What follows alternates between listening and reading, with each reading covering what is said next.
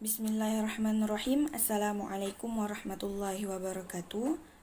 Baik, di sini kami dari kelompok 8 pendidikan luar sekolah, yang mana kami akan membahas mengenai pendidikan kecakapan hidup.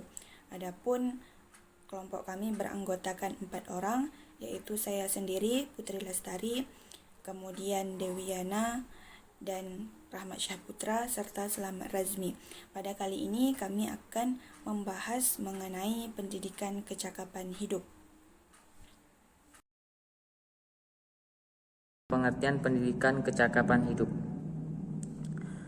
Pendidikan kecakapan hidup adalah sebagai petunjuk praktis yang membantu peserta didik untuk belajar bagaimana tumbuh untuk menjadi seorang individu, bekerja sama dengan orang lain, membuat keputusan-keputusan yang logis, melindungi diri sendiri untuk mencapai tujuan hidupnya.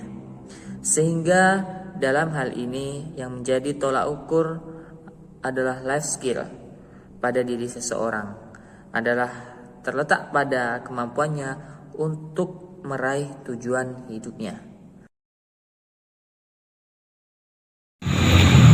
Tujuan pendidikan kecakapan hidup. Yang pertama, mengaktualisasikan potensi peserta didik. Yang kedua, memberi kesempatan kepada sekolah untuk mengembangkan pembelajaran yang fleksibel. Yang ketiga, mengoptimalkan pemanfaatan sumber daya di lingkungan sekolah. Adapun manfaat pendidikan kecakapan hidup, yang pertama, peserta didik adalah aset kualitas untuk menghadapi kehidupan masa depan. Yang kedua, peserta didik memiliki wawasan luas tentang pengembangan karir dalam dunia kerja.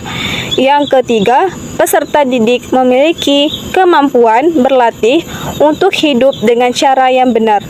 Yang keempat, peserta didik memiliki tingkat kemandirian, keterbukaan, kerjasama, dan akuntabilitas. Dan yang kelima adalah peserta didik memiliki kemampuan dan kesanggupan untuk mengatasi berbagai permasalahan hidup. Jenis-jenis pendidikan kecakapan hidup. Kecakapan hidup atau kita kenal dengan life skill itu secara umum terbagi menjadi dua. Yang pertama ada namanya generic life skill atau bahasa Indonesianya adalah kecakapan hidup yang bersifat umum. Di dalam bahasa Inggris tersebut tersingkat menjadi GLS. Yang kedua itu ada specific life skill atau bahasa Indonesianya adalah kecakapan hidup yang bersifat khusus atau disingkat menjadi SLS. Baik, saya akan mengupas satu persatu. Yang pertama langsung saja yaitu mengenai tentang generic life skill atau kecakapan hidup yang bersifat umum. Kecakapan hidup yang bersifat umum itu terbagi menjadi dua. Yang pertama itu ada namanya kecakapan personal atau kita kenal dengan personal skill. Personal skill ini adalah cara untuk memahami dan menguasai diri ya, agar dapat untuk mengaktualisasikan dirinya dan menemukan kepribadiannya dengan cara menguasai serta merawat jiwa dan raganya, baik itu jasmani maupun secara rohani. Kecakapan personal ini meliputi yang pertama yaitu ada namanya kesadaran diri sebagai hamba Allah Subhanahu wa taala atau kita kenal dengan spiritual skill. Sebagai makhluk ciptaan Allah Subhanahu wa taala, kita itu harus meyakini bahwa Allah Subhanahu wa taala lah yang menciptakan kita. Nah, dalam hal ini manusia itu adalah makhluk yang terikat dengan perjanjian primordialnya, yaitu berkesadaran diri bahwa Allah adalah pencipta dirinya. Itu yang pertama. Yang kedua itu ada namanya kecakapan berpikir rasional atau kita kenal dengan thinking skill, yaitu mencakup antara lain kecakapan menggali dan menemukan informasi, kemudian kecakapan mengolah informasi dan mengambil keputusan serta kecakapan memecahkan sebuah permasalahan yang kreatif. Baik, itu pembagian yang pertama yaitu mengenai tadi saya sampaikan bahwa kecakapan personal. Yang kedua ini ada kecakapan sosial. Itu bagian dari generic life skill atau kecakapan umum. Yang kedua ini adalah kecakapan sosial atau social skill. Kecakapan sosial itu yang penting dikembangkan dalam proses pembelajaran adalah kompetensi bekerja sama dalam kelompok, kemudian menunjukkan rasa tanggung jawab sosial, kemudian mengendalikan emosi dan berinteraksi dalam masyarakat, baik itu secara budaya maupun secara global. Kecakapan sosial ini dapat diwujudkan dalam bentuk yang pertama itu adalah kecakapan dalam berkomunikasi atau kita kenal dengan communication skill.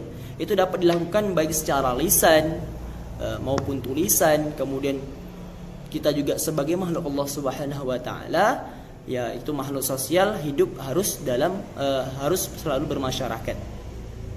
Itu mengenai kecakapan sosial atau social life skill. Baik, selanjutnya adalah kecakapan hidup spesifik atau kita kenal dengan specific life skill yang disingkat menjadi SLS, yaitu kecakapan yang diperlukan seseorang untuk menghadapi berbagai problematika di dalam bidang-bidang khusus atau disebut juga dengan kompetensi teknis. Kecakapan ini terdiri yaitu yang pertama ada kecakapan akademik atau academic skill. Kecakapan akademik ini dapat disebut kemampuan berpikir ilmiah, karena kecakapan ini pada dasarnya merupakan pengembangan diri dari kecakapan berpikir pada generic life skill. Secara garis besar, kecakapan akademik itu atau ilmiah mencakup kecakapan mengidentifikasi sebuah variabel dan menjelaskan hubungan antara variabel-variabel tersebut. Kecakapan dalam merumuskan hipotesis, kemudian kecakapan merancang dan melaksanakan penelitian. Itu yang pertama, bagian dari SLS tersebut. Yang kedua, itu ada namanya kecakapan vokasional atau kita sebut dengan vocational life skill. Yang dimaksud dengan kecakapan ini adalah kecakapan yang berkaitan dengan suatu bidang kejuruan atau keterampilan yang meliputi keterampilan fungsional, kemudian keterampilan bermata pencaharian seperti menjahit, kemudian bertani, berternak, otomotif dan lain sebagainya. Di sini kecakapan vokasional itu ternyata terbagi menjadi dua. Yang pertama ada vokasional dasar atau kita sebut dengan basic vocational skill, yang mencakup antara lain gerak dasar, kemudian dalam menggunakan alat sederhana yang diperlukan oleh semua orang, baik itu palu, tang, obeng dan lain sebagainya. Yang kedua ada namanya kecakapan vokasional khusus atau kita sebut dengan observational skill, yaitu yang sudah terkait dengan bidang pekerjaan tertentu. Kecakapan vokasional khusus itu hanya diperlukan bagi mereka yang akan menekuni pekerjaan yang sesuai dengan prinsipnya. Baik, poin selanjutnya yaitu prinsip-prinsip kecakapan hidup. Setidaknya ada 4 prinsip ketika melakukan pembelajaran kecakapan hidup, yaitu yang pertama adalah learning to know, kemudian yang kedua learning to do, kemudian yang ketiga learning to be, dan yang keempat adalah learning to live together. Nah, 4 poin ini adalah prinsip-prinsip dari pendidikan kecakapan hidup. Yang pertama, learning to know, yaitu adalah pembelajaran yang dilakukan mampu menuntut atau menunjang peserta didik agar mau dan mampu dalam belajar. Kemudian yang kedua adalah learning to do. Learning to do itu adalah bahan belajar yang digunakan dalam proses pembelajaran itu mampu memberikan suatu pekerjaan alternatif kepada peserta didik. Kemudian yang ketiga adalah learning to be. Adapun learning to be ini adalah mampu memotivasi untuk hidup di era sekarang dan memiliki orientasi untuk hidup di masa yang akan datang. Kemudian learning to be ini merupakan bagian dari skill personal atau personal skill atau kecakapan personal yang mana ini dimiliki oleh seseorang untuk memiliki kesadaran atas eksistensi dirinya dan kesadaran akan kemampuan dirinya. Kemudian prinsip yang terakhir adalah learning to live together.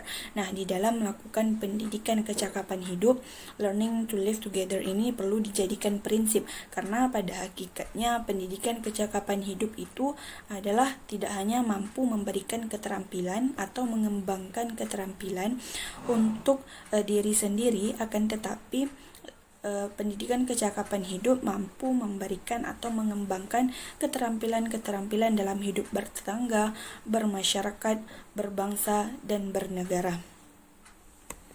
Itulah tadi 4 prinsip-prinsip yang harus diterapkan atau dilakukan di dalam proses pendidikan kecakapan hidup. Baik, itulah tadi hasil dari pembahasan kami mengenai pendidikan kecakapan hidup. Terima kasih dan semoga bermanfaat.